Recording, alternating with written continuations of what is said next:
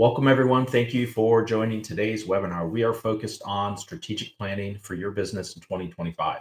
So businesses with a solid plan typically grow 85% faster than those without. And it's hard for us as business owners, especially small business owners, to plan for these activities because we're just keeping up with those daily demands. And so taking a little time each year so you can map out key areas of focus in terms of sales goals, hiring, process, and training can make a huge difference between just your either stagnant or steady growth and exponential growth. And it's not about adding complexity. It's really about simplifying and prioritizing and setting a stage for a stronger, more focused business year.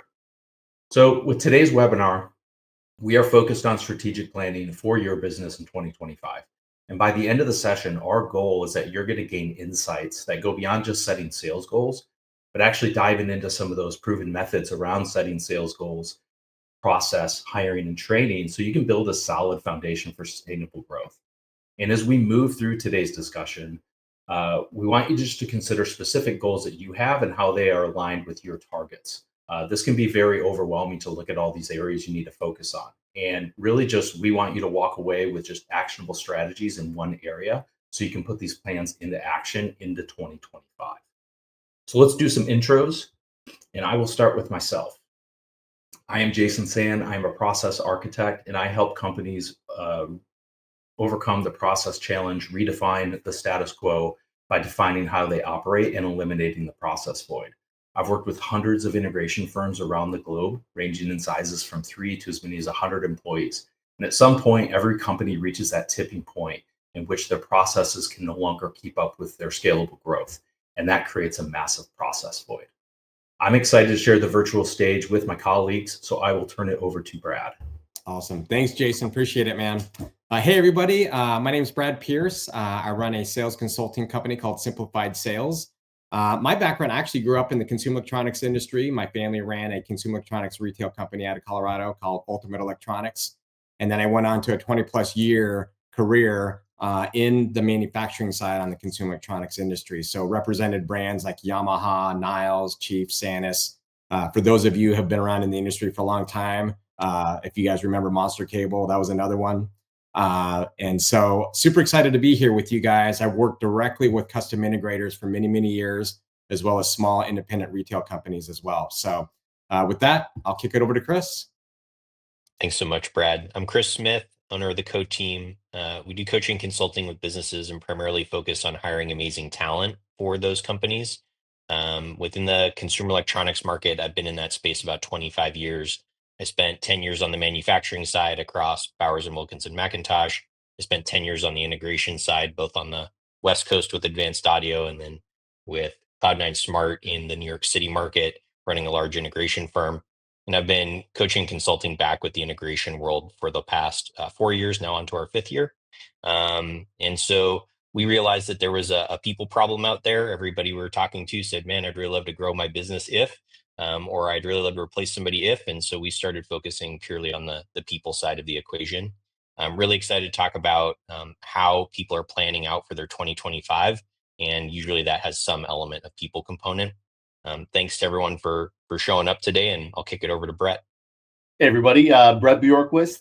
I own and run Market Maker, which is designed to be able to help integrators and manufacturing vendors to create educational and training programs. I also have a consumer channel, which actually ties into this. That's on YouTube, Factnatics. That is designed to educate consumers on some of the technologies that we sell so that they're actually interested and engaged, have a good understanding of things before they get to you.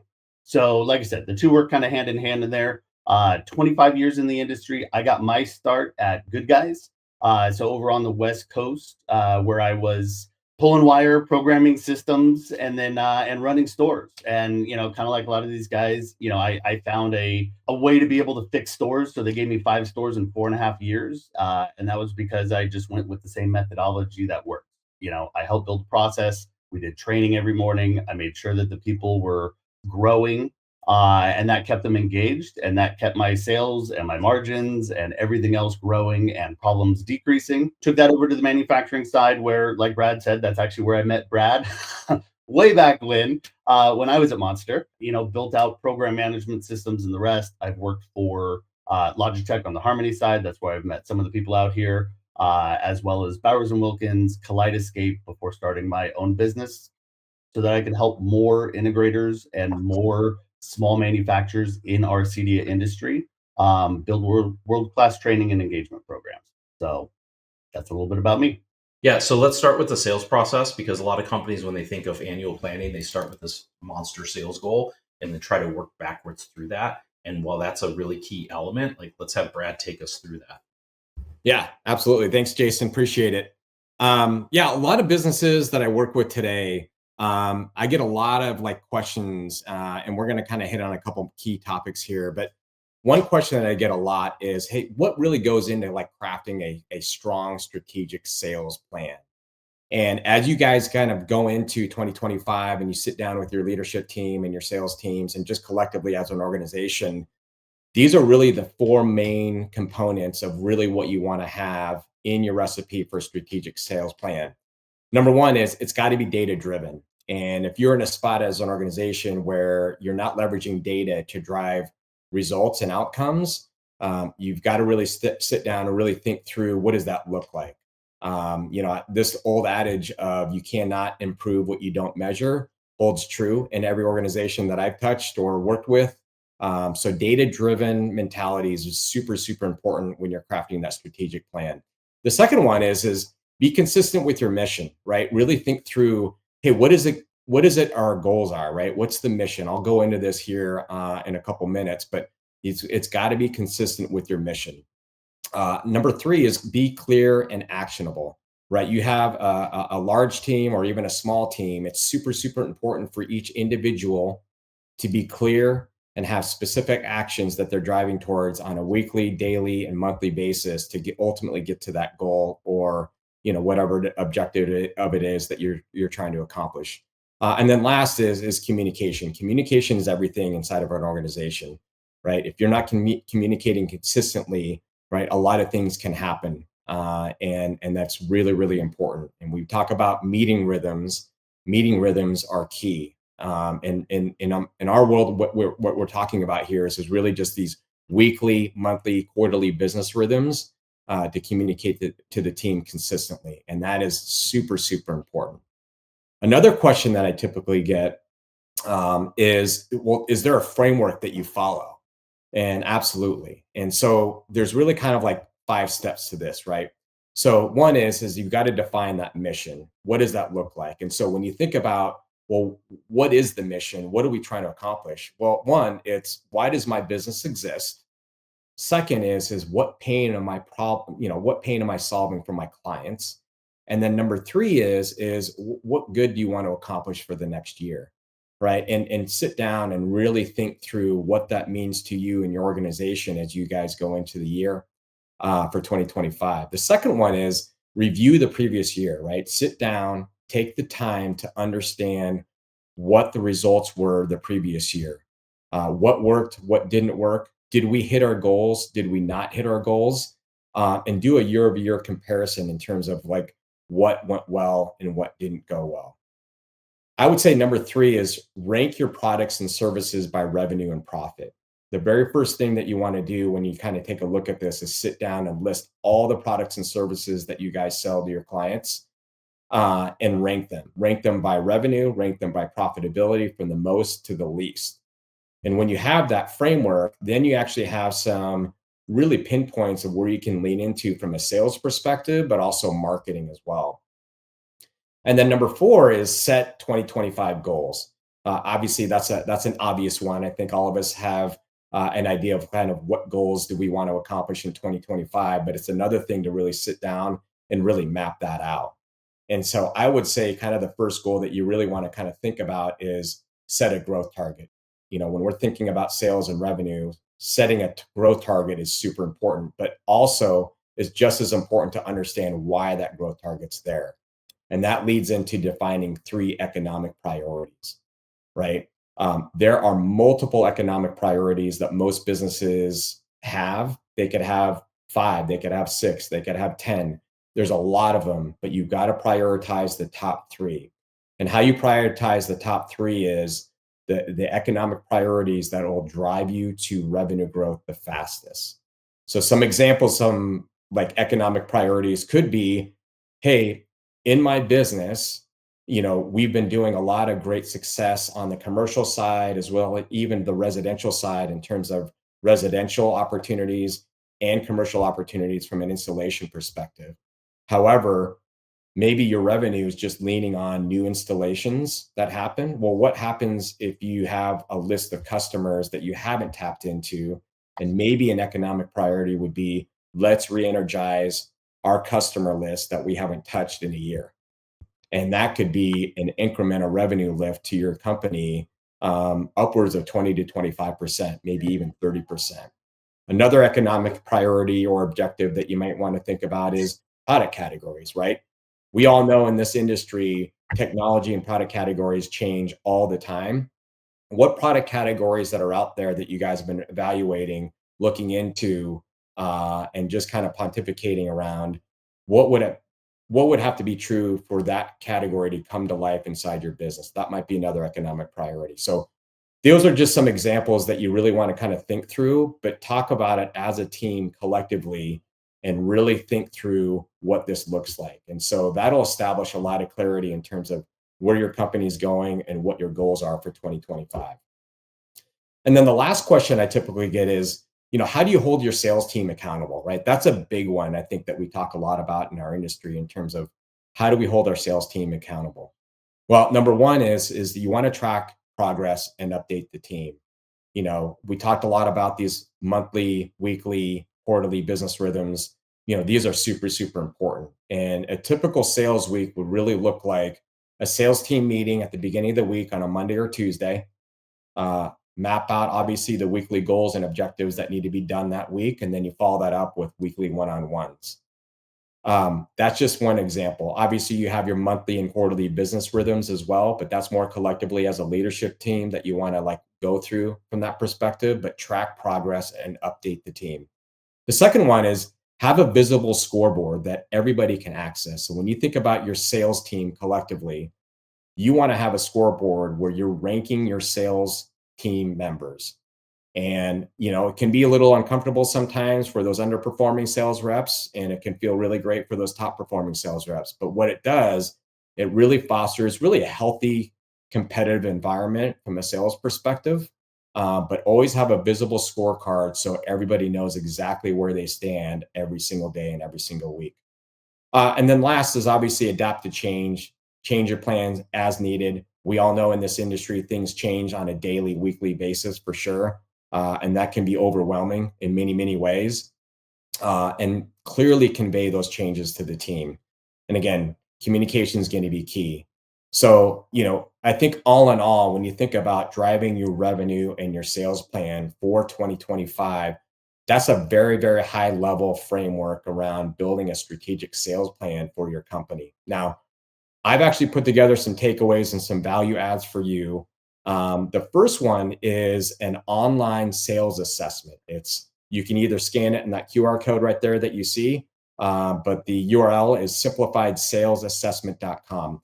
And what this is a scorecard for your organization, and it'll rate you in the areas of sales strategy, sales process, and how you optimize your follow-ups and lead nurturing on the back end. So kind of this collective strategy across all components of sales and sales strategy together. And that'll give you a really good insight as, hey, what opportunities are there to improve and what opportunities are there that we're doing really well on. And it's free. So I would highly recommend that you take that assessment. The last two are 8 keys to a high converting sales conversion. This is really a fundamental sound sales framework around conversations. I know that many of you in this industry have hired installers, service people into sales roles, but they've never really sold before, right? And if they have sold before, maybe it's 1 or 2 years of experience.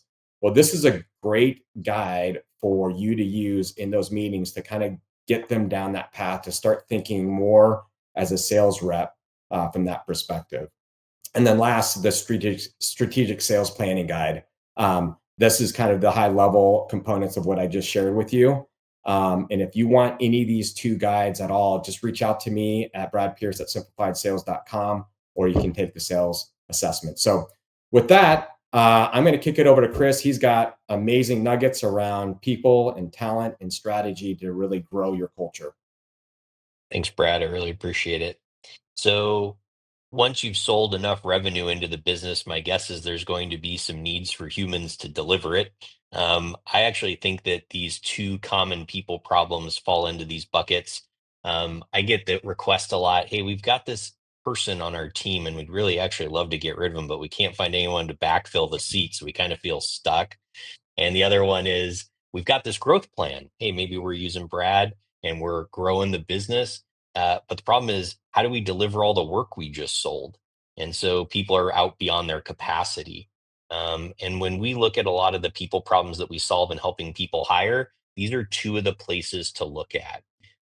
The other side of this would be people not pulling the trigger on a hire, and they're fundamentally constraining their ability to grow or bill out revenues. So just be on the lookout for these 2 types of things as you're planning out for your 2025, because if you can solve them and get past to the other side, you can recognize more revenue, you can generate more profit, you can have a better culture.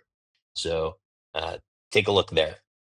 In terms of the key elements to consider when making a hire, doesn't matter who we're talking about, doesn't matter the style of position, could be anyone from a CFO to a technician or project manager to a warehouse worker, anyone in your chain. Um, the job descriptions that we see out there are pretty bad. Take a look at what's happening in your marketplace. You can go online, you can take a look at the same things that your applicants would be looking at and really stand out from the crowd. Make sure to not just use something boilerplate, ChatGPT or otherwise. Make sure to actually look different, feel different, sound different, and also make sure that job description really meets the needs of your company and your seat, not just some boilerplate thing. Super important. In terms of where to go to look, this is where we talk about kind of the next phase, which would be sourcing, where we go to look, reviewing what happens, and inviting people. A couple of key tips as you're going through this in the next year. You want to go where the eyeballs are. I don't say this because I like it, but Indeed tends to be your best shot. Don't go to places where the eyeballs aren't. That won't help you. So there's no magic bullet there. You kind of go fish in the right pond. As you go to review resumes, be on the lookout for people who are constantly jumping. I actually think anything less than 2 years is kind of not helpful. So you want to see people who are loyal and consistent. I don't care how good their technical is, you're just going to be the next thing on their resume 2 years later. And then when you go to send the invites, if you're not currently using a calendar with Calendly or some version of a scheduling tool, you 100% should. It costs about $100 a year and it automates the scheduling process for all of this. It even sends reminders and makes it really easy, whether we're doing in persons or online.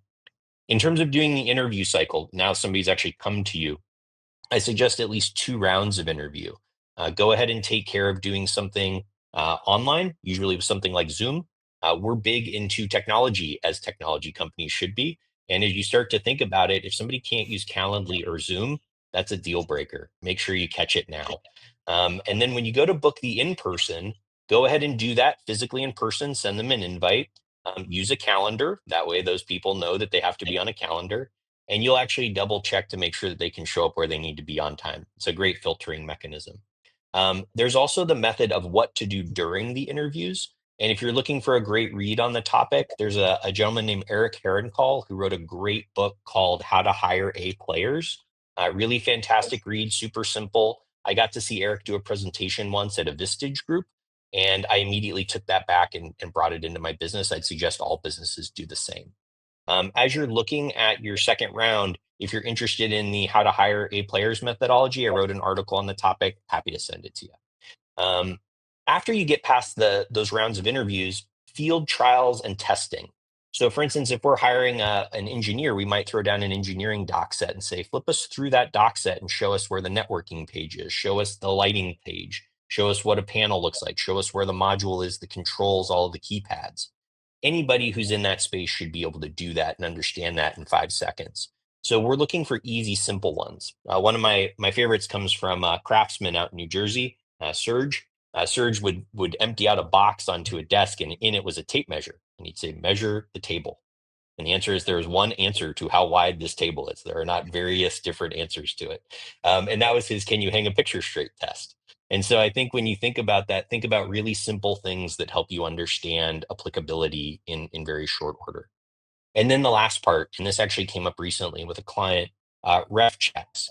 So if you're not doing reference checks where you're actually calling out to references and understanding their experience, set up a simple Google form and send that out to people so they can fill that out, the position that they worked in, how long they worked with those people, what their position was relative to the reference. It's very interesting because you'll actually find out quite a lot about people and build better and more fundamental understandings of who they are. And then when you get to the offer letter, just make sure it's really simple, plain English. I think it should feel fun. Uh, I now own my own business, but at the last company I worked for, the offer letter I received said, "Are you prepared to come work for the greatest company ever?" That was the opening line of the offer letter. And I thought it was just great, right? It was like a fun way to open up that email and see it. So when you think about each one of these steps, just take a look at your own process, do a little bit of self-evaluation, and understand where you think you might see room for improvement in any one of those steps. So now we've made a hire, right? We spent some time, we spent some energy. They're actually kind of technically onboarded in the legal sense. Now we actually need to sit down and really onboard them, like bring them into our culture, bring them into the position, train them up. So the idea of an onboarding plan, a 30, 60, 90, you should be setting expectations for this particular person in their given role for the next 90 days. Once you've actually broken it into 3 buckets, month 1, 2, and 3, take those first 30 days and put that on the employee's calendar so that the day they're starting, they're just painting by numbers. They open up their calendar, they look at what they're doing for the week, they look at what they're doing for the day, and they're cranking through it. All things to be thinking about. Who should they be meeting with? Do they need to shadow anybody, go to a job site, what have you? What trainings do they need? Now, these are trainings that could be manufacturers trainings. They could be technical trainings. They could be a software training, some tool that you use every day. Um, I also would book in times for them to go have lunches with specific people. So different than shadowing, it was relationship building. So really start to plan out what that looks like. Keep in mind that 30, 60, 90 isn't ubiquitous. So if I hire 2 PMs, those 2 PMs might be coming from different places with different skill sets. They might have different knowledge. Their 30, 60, 90-day onboarding might look different from one another. In terms of daily huddles, it's the idea of a quick kickoff every day, just to make sure that they're aligned. And if we're doing that quick kickoff, as we come from where they were yesterday, we're really reorienting them in very short order, very quick, something like 10 to 15 minutes. A weekly one-on-one, I want to do a recap. I never want to be more than a week out of alignment with any one of those people that's hiring. So some manager has to own that and take that on. And then the idea of a monthly review at the end of each bucket of 30, 60, 90. So we had a 30, 60, 90 plan on day 31. How far did we make it? What went well? What was just okay? What was a failure? Does our 60-day plan look the same, or does it look different based on how we closed out 30? Maybe we're ahead of schedule. Maybe we're behind. Maybe the things we thought were important aren't as important anymore and we need to rejig. So don't be afraid to practice abandonment and kind of reorient what's happening there. In terms of value adds, all you have to do is email me. Easy enough. You see my email right down there. We're also going to have all of our information at the very end of this. But I have a hiring best practices deck set. I'm happy to send it to you for free. Just shoot me a quick email. A hiring workflow. This is actually what we do for companies. But if you were to use it on your side, you'd actually see that there's a lot of things in here that help you with the next, what should we do kind of questions and in what order. So it's a simple 1-page document, happy to send it to you. And then obviously we're doing an annual planning idea here of what to do for 2025 to kind of get yourself oriented. This is agnostic. It can work for any business in any industry. And it can also work no matter whether you're dealing with people issues or not. So if you'd like a copy of what that deck looks like, I'm happy to send it to you. It's just a good best practices. So thanks everyone for giving me your attention here, and I'll kick it over to Jason for process and ops. Awesome. Thanks, Chris. I love the idea of testing them by sending Calendly links and invites because, you'd be surprised at how many people don't know how to do that. And like you said, we're in a technical industry. Is my operations process broken, right? A lot of us get overwhelmed by process. We know that there might be cracks in the foundation, but these are the typical things that I see when I talk with companies. And so As I said, I've worked with hundreds of integrators around the globe. I've also worked with over 24 companies outside of the industry in areas such as fintech, investment banking, window manufacturing, aerosol packaging, numerous other industries. Some of these have global footprints with like thousands of employees. And much like integrators, they all face the same challenge. Growth outpaced their operations and it created a process void, right? It happens at different sizes of companies at different amounts, also when you hit different revenue streams. So that first question is sales a burden on my operations, right? If you were to go out and sell 50% more, we're talking about setting sales goals next year. Well, if you're going to go sell 50% more, 75% more, even 20% more, is that going to burden your operations team, right? If it is, pump the brakes a little bit, right? Yes, you could go and hire more people, but that doesn't necessarily solve the problem. Sometimes you're throwing money at problems. And so, is sales burden on my operations? Yes, it is. It's time to look at your processes. When that process void exists, it creates a lot of miscommunication. And Brad touched on this earlier. And there's an actual cost to that. So, in 2023, Grammarly did a study about the cost of miscommunication. And the number they came up with was $12,506 per employee per year. So if you have 10 employees, that's $125,000 a year lost due to miscommunication breakdowns. Now, when I talk about that, a lot of companies say, well, that's a big number. That probably only exists in companies like Facebook and Google. Well, when I was a rep, and I spent 30 years in the manufacturing space and in consumer electronics and the CDA channel, I used to see this a lot where companies would misorder something, say like a future automation lift. And when you misorder that lift, you're stuck with it. And it's about $15,000. And that lift is usually sitting next to a pile of misordered shades in the warehouse, right? And this is all due to communication breakdowns, lack of training, a process void. So that number adds up extremely fast. And so communication breakdowns, wearing lots of hats. A lot of times small companies will say, well, that's just the nature of the business. We wear a lot of hats. And it's true as you grow, especially when you go from like owner operator to your first employee, second employee. But at some point, you have to align those hats. You have to identify who's wearing which hat, right? Because otherwise that creates another process void. It creates a lot of ambiguity of like who's doing what and who's responsible. And so I'll share with you a tool a little bit later that you can use to try to align the hats.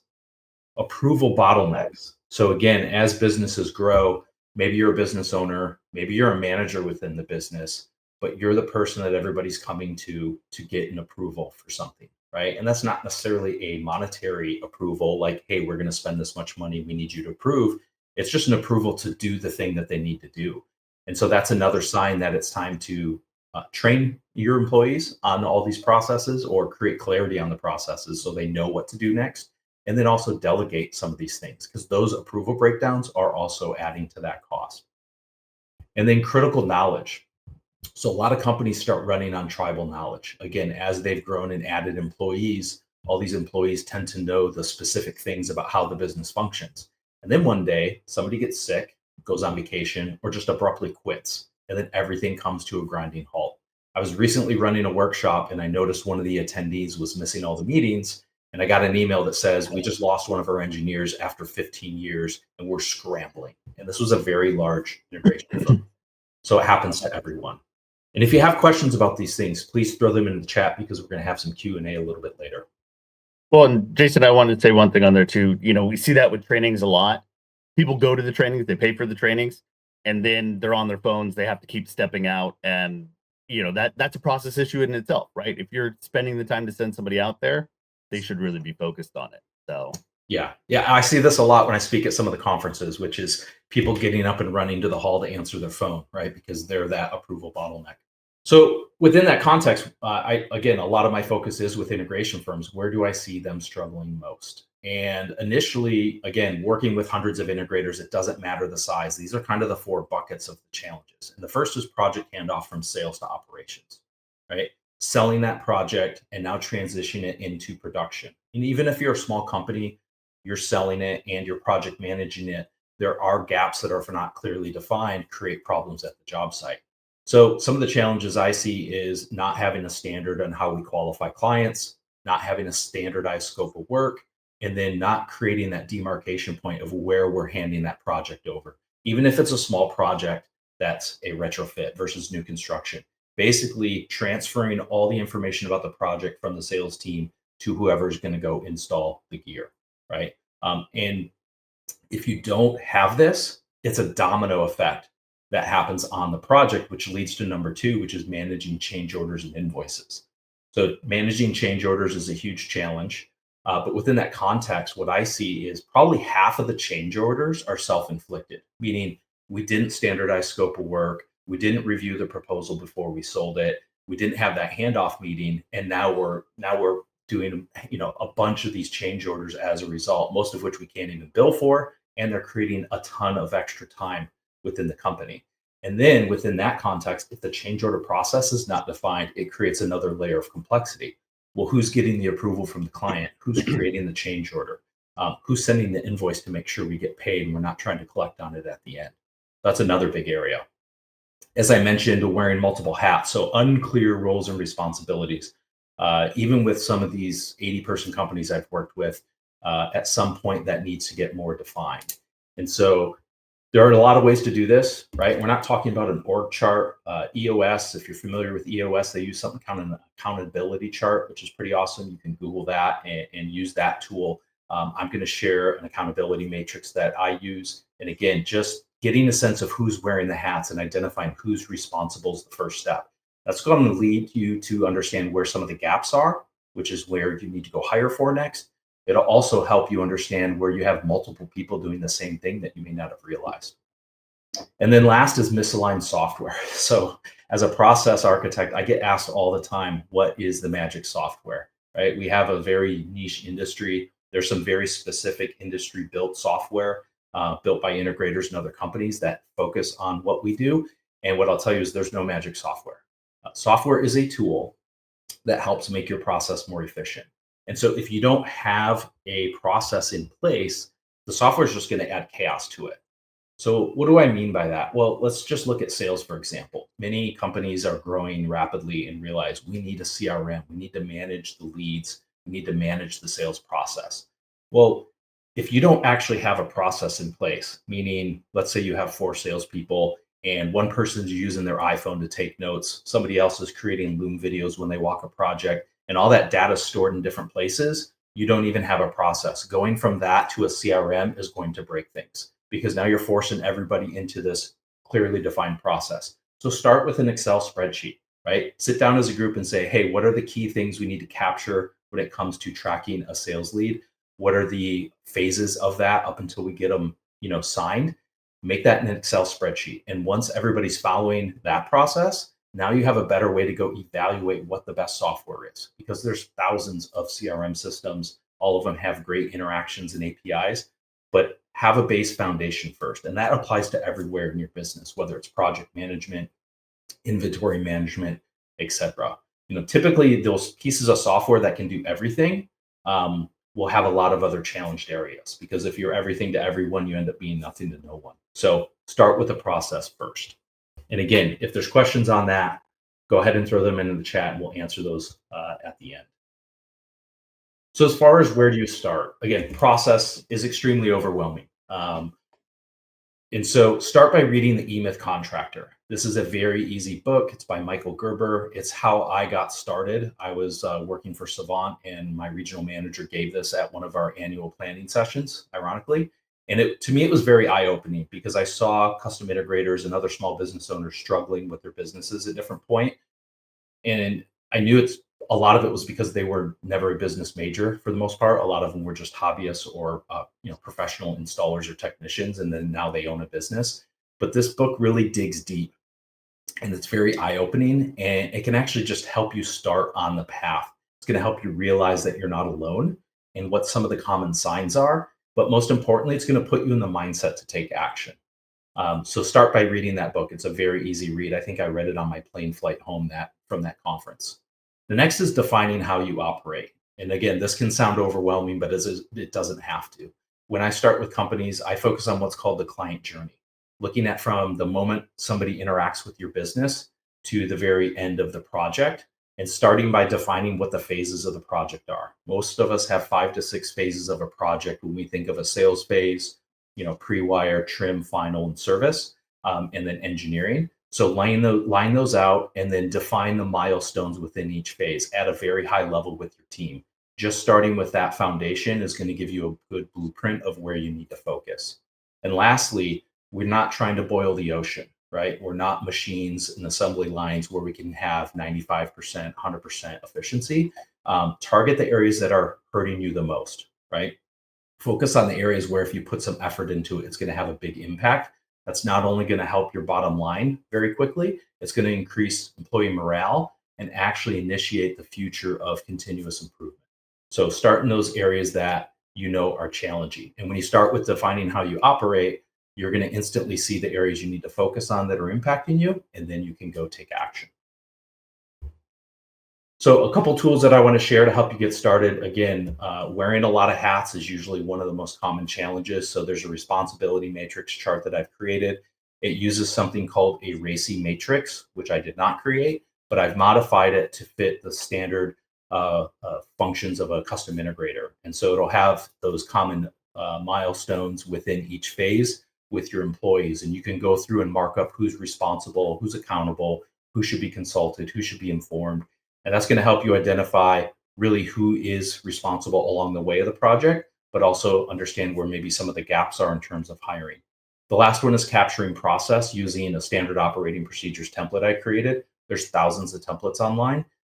Writing that up can be extremely overwhelming. So it's a basic Excel sheet that answers 5 questions. And by answering these 5 questions, you have a good basis to start with a standard operating procedure. And so with that, now that we've talked about setting sales goals, we've talked about hiring people, now there's process. Training is a huge part of that. So I'm going to hand that over to Brett.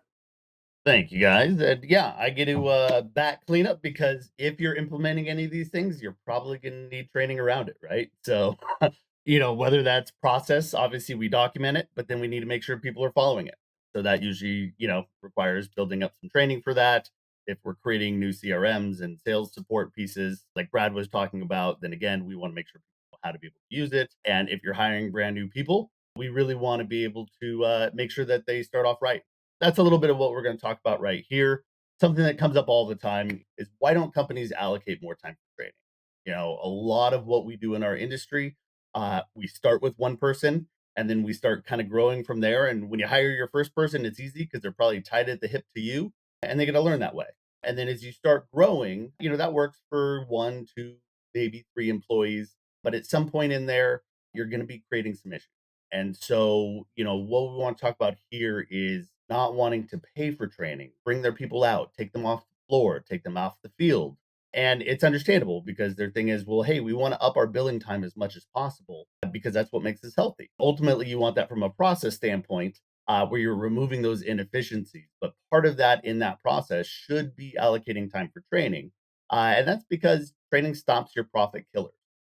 The reality is, when we look at what's killing your profits, what's taking you from that gross profit number to your net profit number, a lot of that comes into jobs that aren't being bid correct. Well, some of that is maybe the bid should be right, but your guys are taking longer than they should because they've never really been trained on it. So they're kind of just working their way through it. So we want to be able to eliminate that with solid training. The other piece is obviously getting callbacks or having problems because maybe something wasn't put in right. That happens a lot with the programming side of things. Some certain lights aren't going on. We want to be able to make sure that that training is there so that people always know what they're doing, and that leads to fewer problems.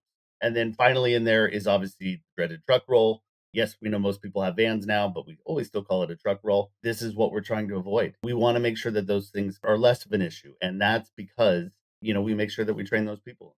Those costs are usually covered with 1 or 2 sales. So especially as you get in with sales guys, but we also know that even in the field, those technicians, consumers ask them all the time, and your client's going to be like, well, what do you think about this? Or what do you think about that?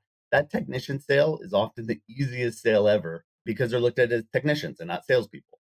Well, if they know what the products are, if they've been trained on some of those things, if they have at least some general knowledge and concept of the context of how things work, that can result in those extra sales. That's going to absolutely pay for that training and encourage you to do more training, which, like I said, those are, two good reasons for there. And then the third reason that I hear from people, I understand it, but, it's one of those things that we want to talk about here is not wanting to train them because you're afraid that once you train them, they're going to, and that happens. Again, we see that, but oftentimes those people leaving are for some other reason. Usually it's not because they were trained, but the thinking is, hey, if I train them, they might be a competitor. They're kind of recognized for what they can do. They might go to a competitor, or just somewhere else. And that is understandable. But what you have to realize is, like we were talking about before, worry about what's going on in the business now. We don't want those truck rolls. We don't want all those other pieces. Those are the things that are going to be happening in your business. And if you're seeing it now, that's often because you're missing some steps in some training. I always look at it as, you think training them is risky because they may go away. Imagine if you don't. That's where your problems are going to come in. Second in there, manufacturer training. Now, this is something that is near and dear to my heart. And Patrick Coleman in the comments, he was commenting before that we both worked at Good Guys. A lot of us did, Good Guys, Best Buy, Magnolia, Ultimate, Tweeter, pick your company in there. That's where a lot of us got started. And when I started 25 years ago in the industry, you had huge amounts of training. There were trainers all over the nation. We don't always have that now. And yet, oftentimes, training presentations just become a little sales pitch. We're like, hey, I could have learned that anyways. So, what do we need to do? So, the first step in there is really building a strong partner relationship with your manufacturer. It's easy for both sides to be kind of transactional. Hey, I needed a product, I ordered it. But if you really want to get in there, sometimes we say that the squeaky wheel gets the grease in there. You don't want to become a problem for them, but you want to make sure that as we're talking with them, they know that you are trying to be a partner with them as well. And if you do that, they're going to be more apt to send somebody out to your store or give you early access to something, and those are the things that we want. So it's not just transactional. Other piece that I always say in there is choose partners that support your team. Often we just look at margin and we think that margin is the key, right? I'm going to go over here. They give me the best margin. This company I won't use because they don't give me any margin. But the reality is margin is only one piece. That's that gross profit.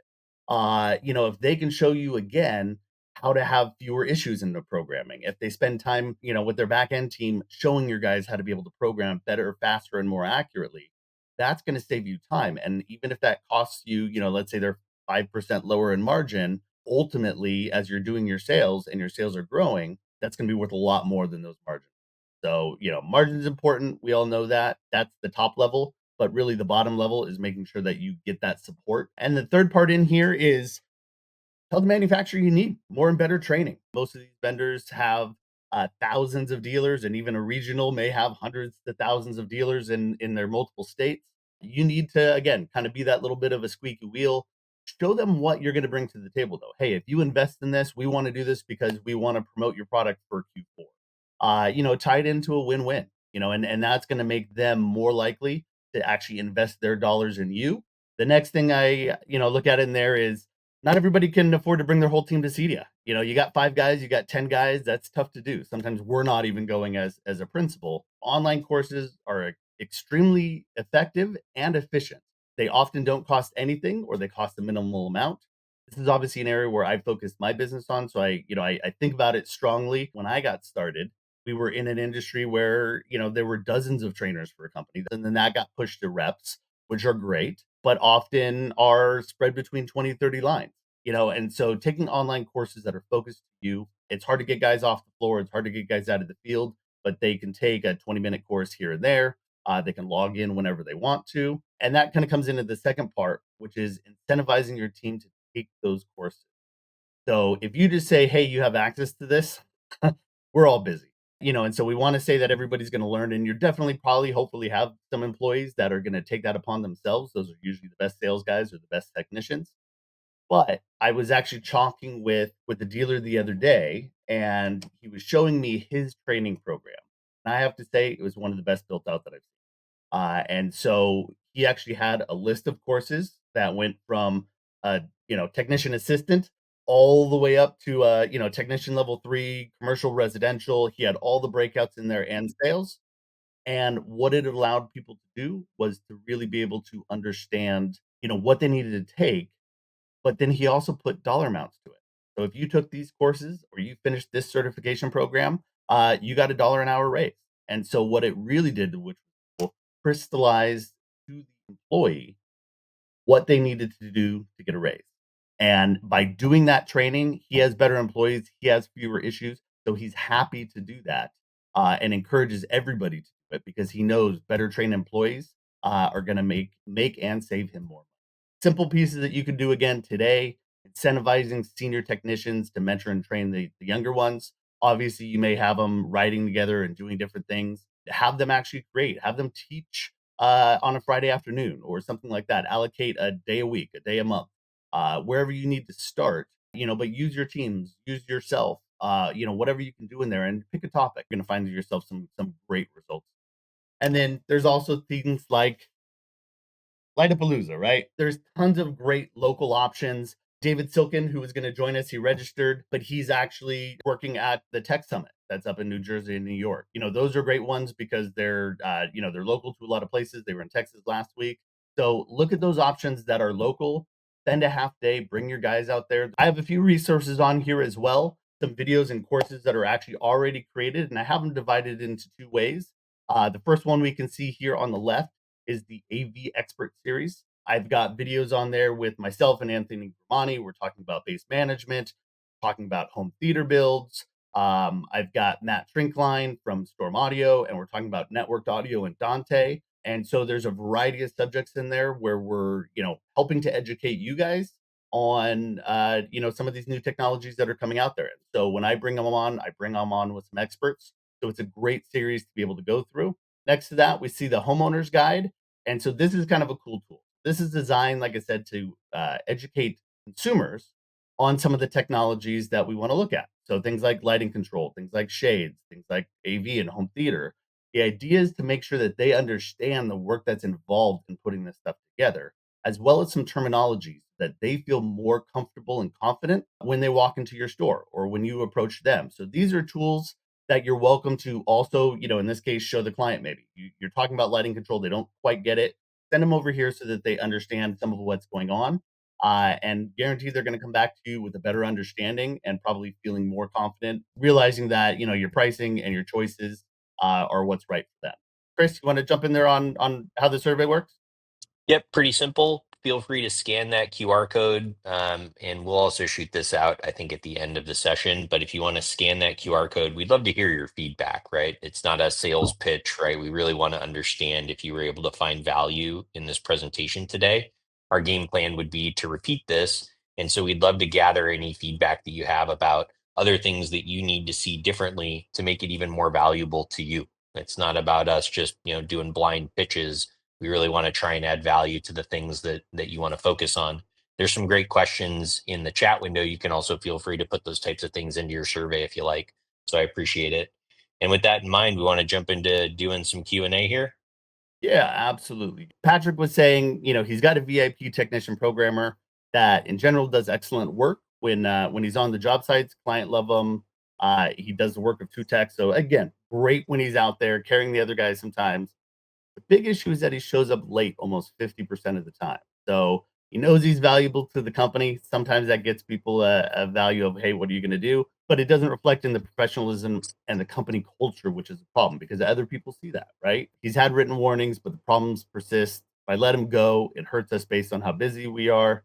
What advice do you guys got? Let's look at hiring in this. I mean, this really touches kind of everybody on it, but Chris, why don't you start this with the hiring perspective? Because that's the fear. I let him go, it might take me months to find somebody new, right? So what do you think?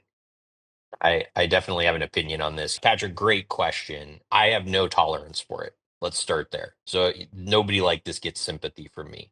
Number two, as a leader in an organization, if other people see you allowing this behavior, you are condoning the behavior by having this employee there, and they know it. So if you want to replicate the same behavior across the rest of the people in your organization, you should 100% keep this guy in your organization. If you don't, you shouldn't. And it's pretty binary. So the EOS has a method they call coach up or out. If this guy can't be coached up to the standard, he's got to go. He's toxic fundamentally. And by the way, people can be toxic in different ways. This is just his version of it. If it's really not a problem, it's seriously not a problem. then just change his hours, right? Make him start later. Oh, okay. Well, if that can work for you, great. Now we've just actually solved the problem a different way.